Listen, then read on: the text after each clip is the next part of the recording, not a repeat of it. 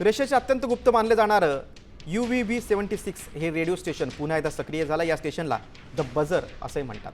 मॉस्कोच्या वेळेनुसार या स्टेशनवरून न्यूटो शॅटो हा एक सांकेतिक शब्द प्रसारित करण्यात आला आहे। UVV-76 हे रशियाचं एक रहस्यमय रेडिओ स्टेशन आहे। हे स्टेशन 1970 पासून 4625 किलोहर्ट्झ या फ्रिक्वेन्सीवर सतत एक बज वाजत प्रसारित करत असतं। अधूनमधून यावरून काही विचित्र कोडवर्ड्स किंवा संदेश दिले जातात।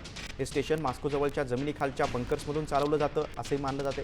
पाश्चात्य माध्यमांच्या मते या स्टेशनचा संबंध रशियाच्या अणु क्षेपणास्त्र दलाशी आहे। रशियाची अण्वस्त्र यंत्रणा सक्रिय करण्यासाठी याचा वापर होऊ शकतो अशी भीती आहे।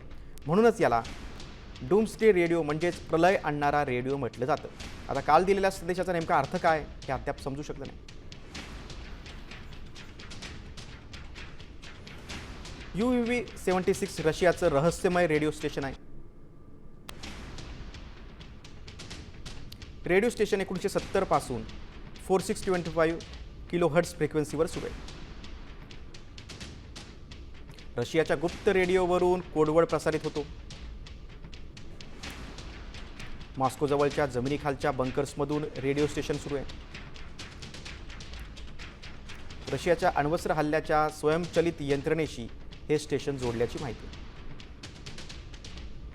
रेडिओ स्टेशनचा संबंध रशियाच्या अणु क्षेपणास्त्र दलाशी असल्याचं पाश्चात्य माध्यमांचं मत।